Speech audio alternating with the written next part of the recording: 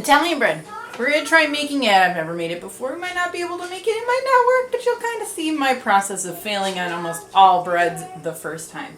So Italian bread, I'm working from a recipe from kingarthurflour.com/recipes/ none of those slashes are there. So things that we're going to need for it. All-purpose flour, dried potatoes or potato flakes. Potato flour or potato flakes. I have potato flakes. Dry milk. Is this non-fat? I don't care if it is. I just need crunchy bread. Sugar. Salts. Instant yeast. You're going to see that in all bread. Lukewarm water and olive oil. The toppings, you have options. You can do poppy seeds. I don't have poppy seeds, but I do have sesame seeds, so that and an egg.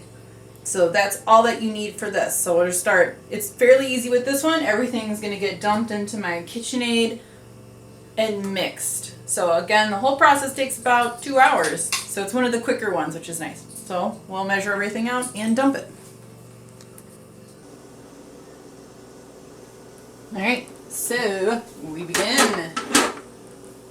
So ingredients, we're going to start with 301 grams of lukewarm water. This is more of a quick bread, so there's the addition of sugar in this one to make the yeast activate a little quicker than the country loaf. So I'm going to do 2 teaspoons of sugar.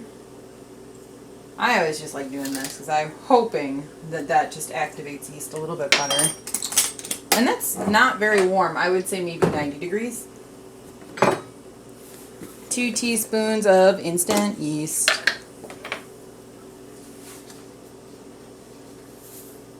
Fish food.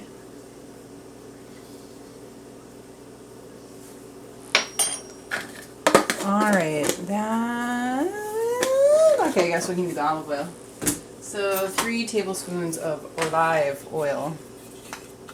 I used to work with a Serbian lady who called it olive. It was very funny to me and Chris. Uno. Tu.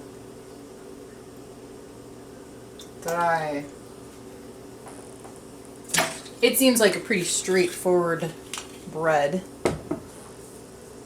Alright. We'll do that one, I guess. We'll do the salt last. 21 grams of dried, now this looks like fish food, dried potato flakes, because this is instant yeast, I don't need to really proof it. 35 grams of dry milk. 482 grams of all-purpose unbleached white flour.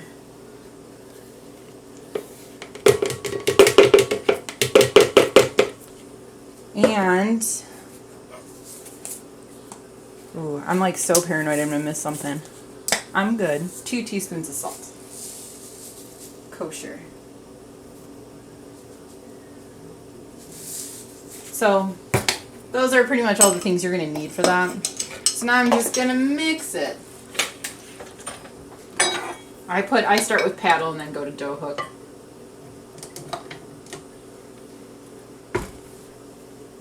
Oh, it's not even plugged in.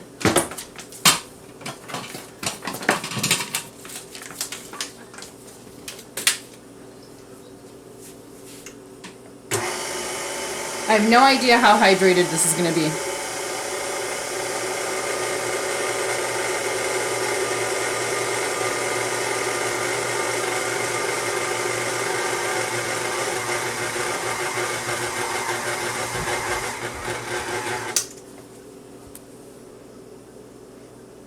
Alright, so now dough hook. And recipe says to knead the dough for 5 to 8 minutes until smooth and supple, adding more water or flour as needed.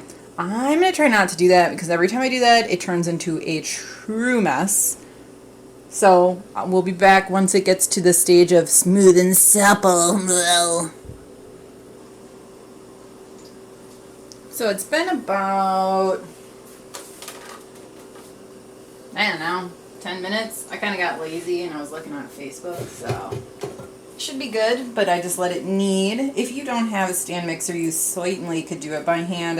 This dough doesn't actually feel too hard to hand knead, although getting it out of here is kind of hard. Okay, there we go. So it is, I would say, quite smooth and a little supple. Kind of a gross way to describe dough, but I guess it's a good way of putting it. So I'm just going to kind of format a little bit. Looks great. So much easier to work with white flour. Just lovely stuff. And then you just cover it. And because I'm paranoid about the temperature of my apartment, I'm actually going to proof this for an hour in my oven. I don't have a proof setting in my oven because it's as old as, as old as my mom. By the way, happy birthday, Mom. What I do to proof in my oven is I turn it on to bake to whatever temp, and then I let it on for like a minute, and then I turn it off, and it's a little warm, and it'll proof lovely in there. So that's what I'm going to do. So we'll be back in an hour when we shape them.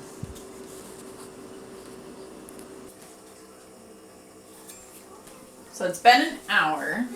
Let's see what it looks like. Actually looks really nice. Love working with white flour over wheat. It's great compared to wheat, which just doesn't ever react this well. So this was after sitting in my fridge. This is sitting in my oven for an hour. What I kind of like about this recipe, well, we'll see. If it works out, then I love it. If it doesn't, then I hate it.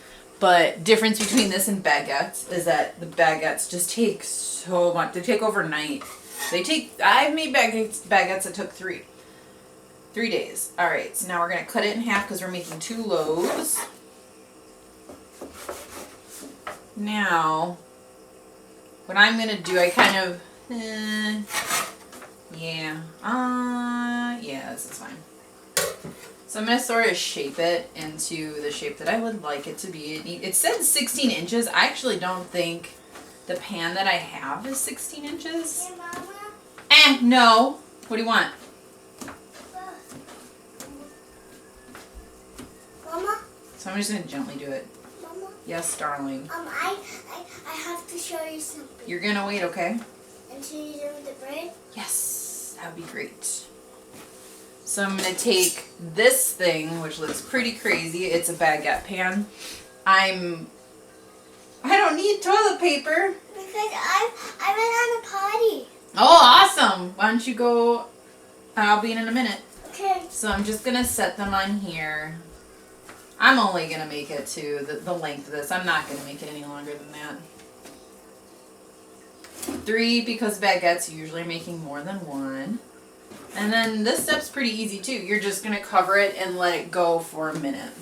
I mean, a minute, an hour. I think I'm actually going to put it back in the oven because it's proofing really well with that temp. So back in the oven for another hour, then it's time to start baking.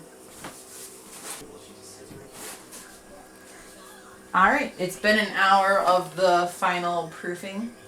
So these aren't like full size that they're going to get because it will still have oven spring when the yeast is dying and it rises again. So final steps of it. It's almost done, which this is so much quicker than the other one. And again, so much quicker than baguettes, which have pre-ferments. So this one requires an egg wash. I was considering ignoring it, the recipe kind of, and doing a steam, but I won't. So I feel like I didn't do a very good job there. Ooh, with the eggs. Alright, I'm gonna egg wash them first and then I'm gonna slash them. Pastry brush.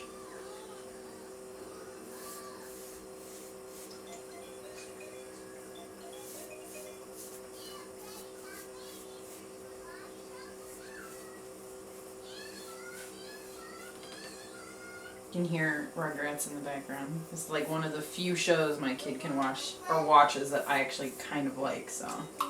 Not even kind of, actually love Rugrats.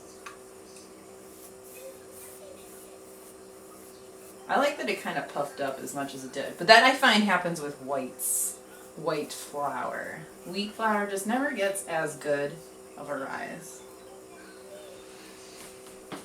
Alright. I'm going to season it first.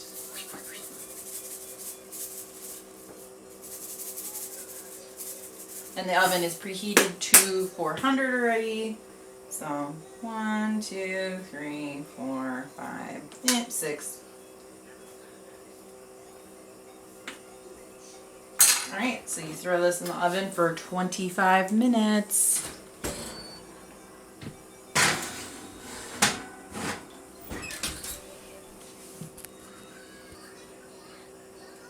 Alright, so I turned the oven off at 23 minutes because they started to get a little dark, and then I left the door cracked open for about like 5 or 6 minutes. I've been prepping other stuff for my lunch.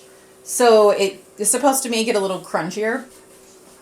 So now I'm just going to cool it because I actually do need to eat these. The reason I'm having this or making it is because I'm going to be eating it in the next couple minutes or so.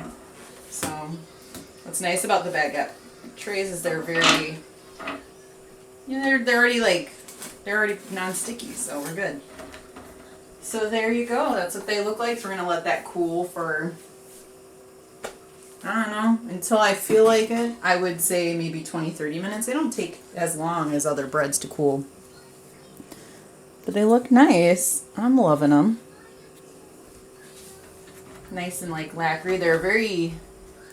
They are crispy, partially because of the egg wash, but also just how you treat these kinds of breads.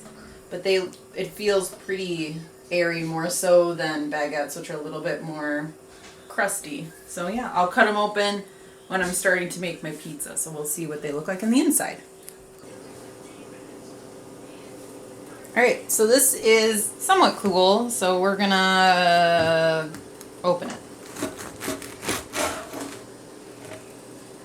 It's still a little bit warm, which I can still see in there.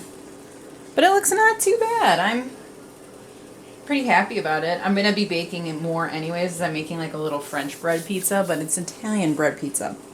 So, yeah.